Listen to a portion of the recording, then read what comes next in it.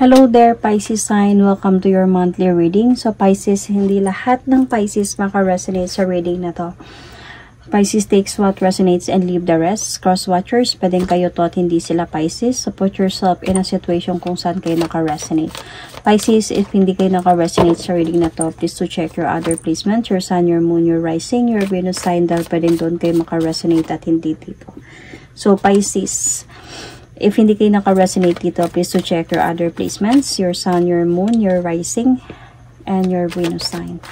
So, Pisces, pasensya na ngayon lang talaga ako nagkagawa ng Pisces sign. Inabol ko talaga to dahil sa naging busy ako last week talaga since sobra. So, ngayon ko siya tatapusin. Pisces, the last sign. Your person's heart's hidden secret. Titignan natin kung ano yung pwede mangyari this month of July. Titignan muna natin kung what is happening right now. Love reading for Pisces, Sun, Moon, Rising, Venus.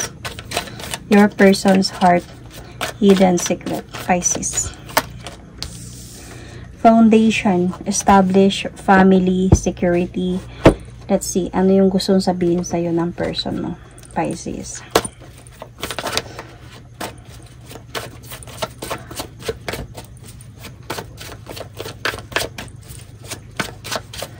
Ano yung gusto sabihin sa'yo ng person mo? Pisces. Napagtanto ko na ikaw talagang mahal ko. Sana all. So, ano yung situation mo ngayon, Pisces?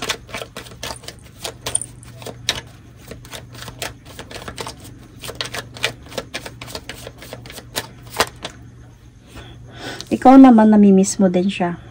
Photograph. Looking at your photos, missing you, nostalgia, make new memories. So, you are missing this person. Might be you are looking at your pictures together, mga ganon. So, pwede kayong mag-asawa nito kasi there is a family here. Bakit man to? So, merong family, may foundation, nag-establish. So, might be this person right now wanted ayusin. Yun, ayusan na yung pagsasama ninyong dalawa. And na-realize niya ngayon na mahal ka niya talaga at gusto niya siguro maayos yung pagsasama ninyo. So, let's see. What is really happening right now, Pisces? Love reading for Pisces. Sun, Moon, Rising, Venus.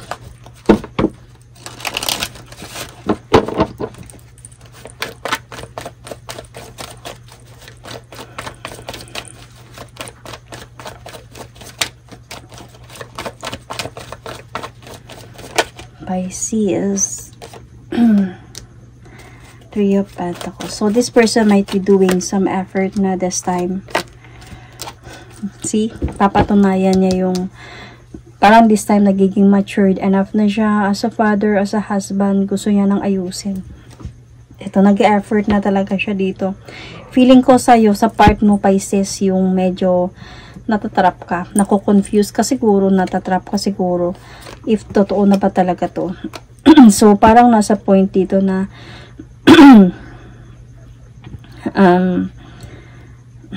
yung person mo nagkakaroon sa kanya dito na ng realization na ayusin niya na yung marriage ninyo. You might be married.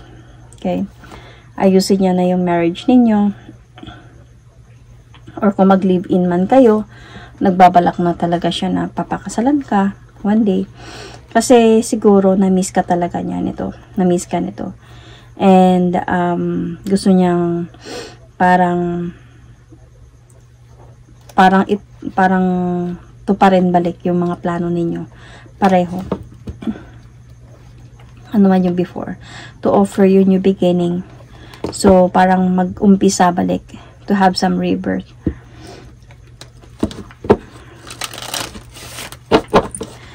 So, ba't kayo naghiwalay? Anong nangyari sa inyo?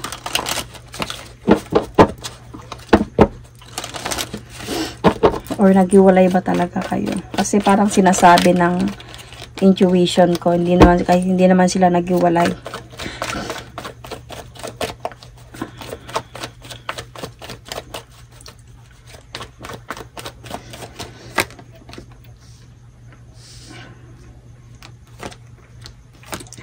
tagal na kayo nito, ang dami nyo ng pinagdaanan dalawa.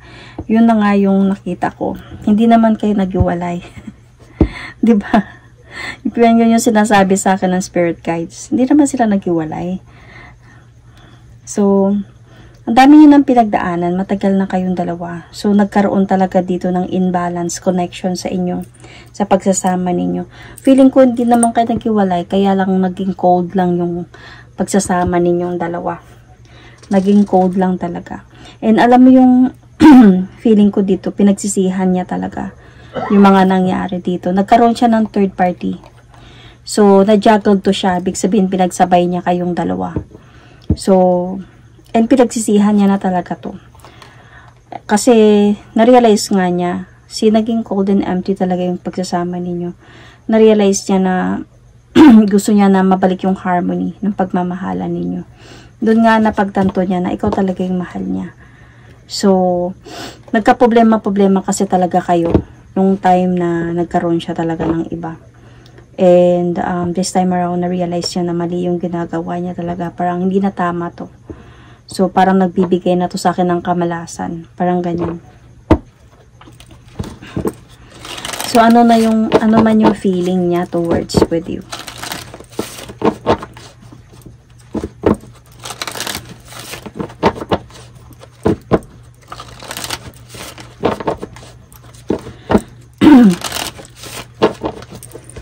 Ano yung feelings niya towards with you?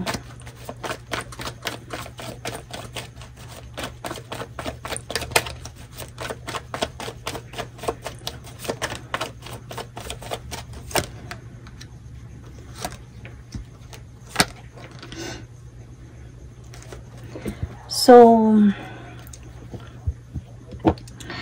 alam mo, nasa point pa, meron siyang feeling na magulo pa din talaga. Alam mo yung meron siyang feeling dito na gusto niya nang ayusin yung sarili niya. Gusto niya na ng parang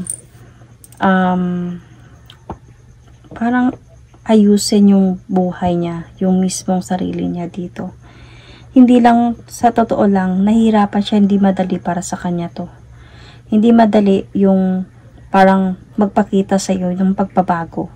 Kasi may confrontation pa talaga dito siguro sa inyo. Kumbaga sa mga pinagdaanan ninyong dalawa, pinagdaanan ng pagsasama ninyong dalawa, nakakaramdam pa din siya na medyo magulo pa rin talaga. So, dahil siguro trust issue na din sa part mo. So, ito talaga yung feeling niya. Hindi siya sure sa kung anong pwedeng mangyari, pero gusto niyang itry kasi nahihirapan na talaga nga siya. So, gusto niya maayos talaga yung marriage niya. Gusto niya mabalik sa happiness itong marriage na to. Dahil nga parang gusto niya nang magbago this time. Hindi lang talaga siya sure na pwedeng maibalik pa yung dati or lalong maayos pa to dahil sa mga issue na nagkaroon sa inyong dalawa. So, ano naman yung nararamdaman mo ngayon sa person mo? You might be dealing here with Capricorn, Gemini, Scorpio, same Pisces, Leo, Sun, Moon, Rising, Venus. So, ano naman yung nararamdaman mo dito?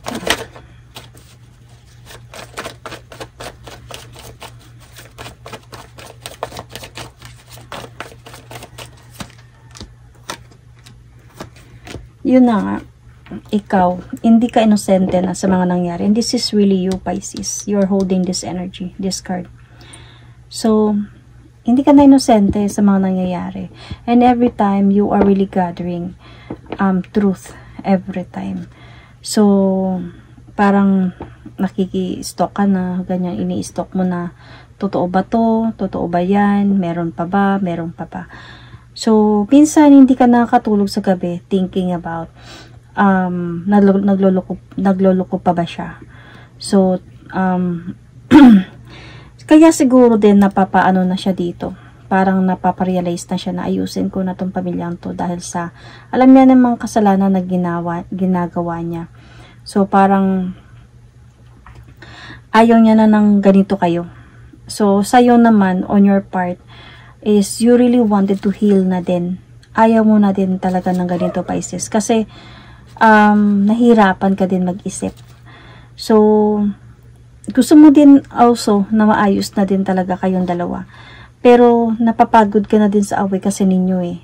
Nag-aaway talaga kayo dito. Kaya nga dito, may feeling pa din siya. Kaya nga hindi kayo naghiwalay dito. Nandyan pa din kayo, pero yung relasyon ay yung pagsasama ninyo kasi cold na. Almost empty na. So, magulo pa din. Even ikaw, napapagod ka na din. So, parang feeling mo, I need to heal from this. Parang feeling mo, I need to walk away calmly from this marriage. Kasi parang naglalakas loob ka na lang talaga dito na lumaban, na maging brave sa pagsasama ninyo. Sometimes, iniisip mo nang umalis talaga dito. But then, feeling ko, before ka pa man na mag-decide about that, ito na nga may realization na siya dito, na ayusin niya na. Kaya, on your part, napapaisip ka, napapa-challenge ka, or nako-confuse ka. Totoo na ba to? Ayusin niya na ba talaga to? So, dito ka sa feeling na I need to gather information. Feeling like I need to know the truth. Kung totoo na ba to? So, you might also have Aquarius in your chart, Pisces. So, let's see ano yung pwede mangyari this month of July sa sitwasyon na meron kayong dalawa.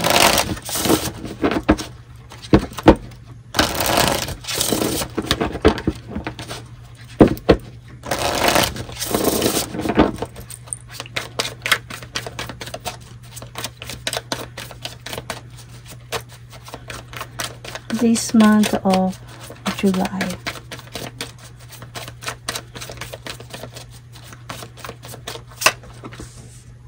Clarity, truth, intention, honesty. So, might be, this is energy ng person mo. Might be yung person mo, ibibigay niya talaga sa'yo, maging sincere and honest na siguro talaga siya dito sa'yo. At ibibigay sa'yo ng clarity and truth na gusto niya na talaga na mabuo kayo ulit o maayos kayo ulit. Ano yung pwedeng gusto niya sabihin sa'yo?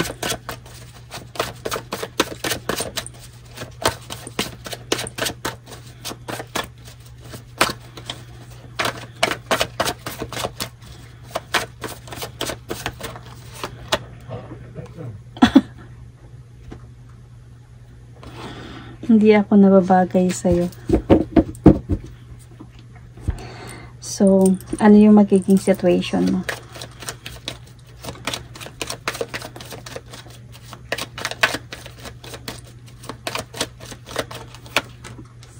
Talking. Interesting, conversing more, awaiting arrives, text, call, email, hovering, talking. So, let's see.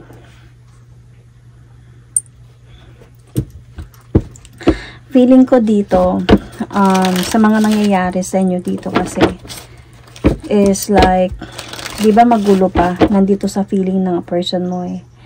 Magulo pa talaga yung feeling niya. Even ikaw, halos na-stress ka na.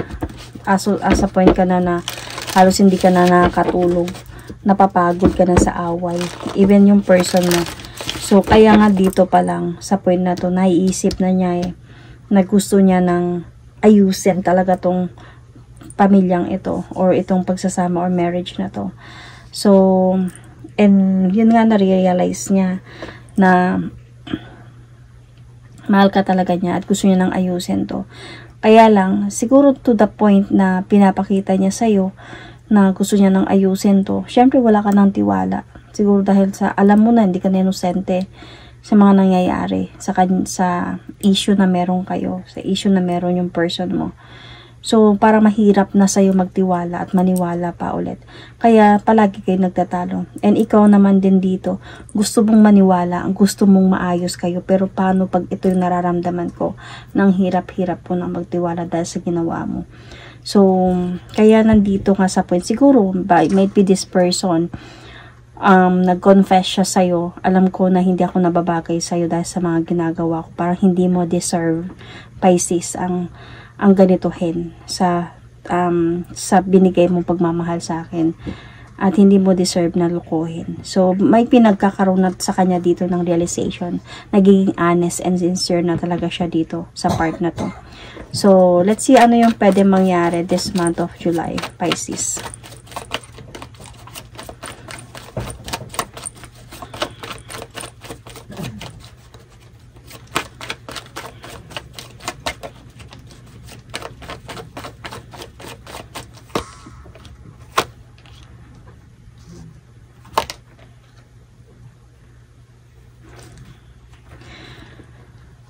Okay. Month of July.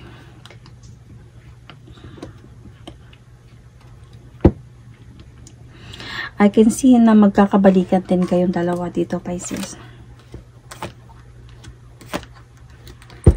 See? Magkakabalikan din kayong dalawa. So, nandito ka naman na, nag-i-start ka na pakinggan siya ulit. And though, hindi ganun kadali yun. Nasa point na nagiging strict ka na in a way. Kumbaga, hindi ka na katulad talaga before na you are so naive and fragile in a way. Ngayon, yes, nakipagbalikan na ka na or sabihin na natin na inayos. Kasi hindi naman kayo naghiwalay. So, parang nagkaayos na kayo ulit. Trinay mo pa rin ulit na maglakas loob na tanggapin siya or tanggapin yung sorry niya na hindi man sa magtiwala ulit pero to understand and to let this person prove na kaya niyang ayusin tong family na to or kaya niyang i-prove na mahal ka talaga niya.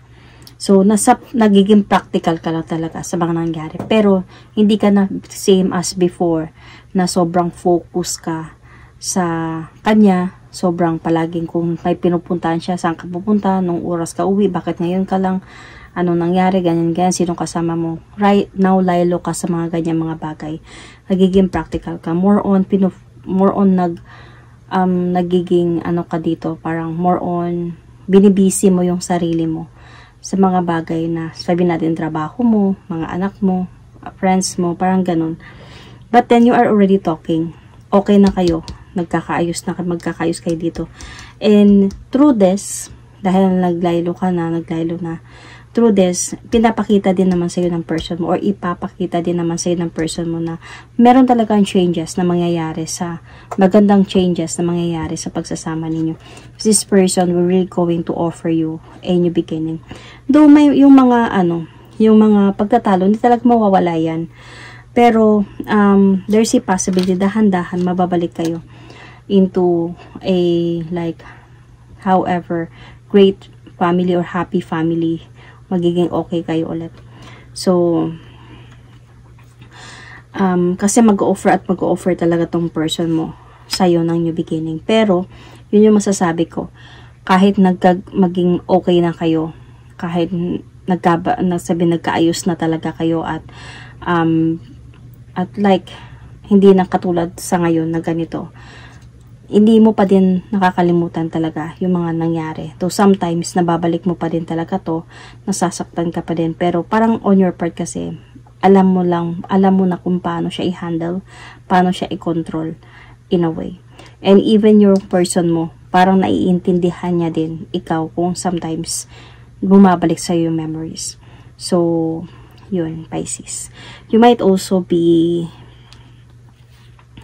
dealing with Leo, or you might has a Leo in your chart, or you might has also an Aquarius in your chart. You might be dealing with Cancer or Taurus. So, Sun, Moon, Rising, Venus, or you might also have a Capricorn in your chart.